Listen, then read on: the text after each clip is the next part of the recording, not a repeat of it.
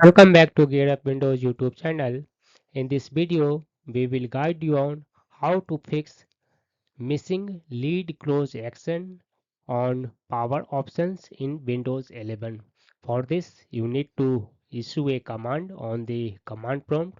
For this, click on this one start button. Type here CMD. In the search results, right click on this one command prompt entry.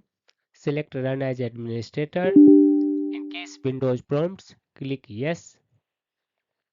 Once command prompt appears on your PC, copy and paste this one command and then press enter on the keyboard that you can find in this video description. After executing this one command, again open power options window and you will see a one extra menu that is power buttons and lead, and under that you can find lead close action option. That's all about this video. If you are new to our channel Gear Up Windows, kindly subscribe it, and if you love this video, press thumbs up. Bye bye.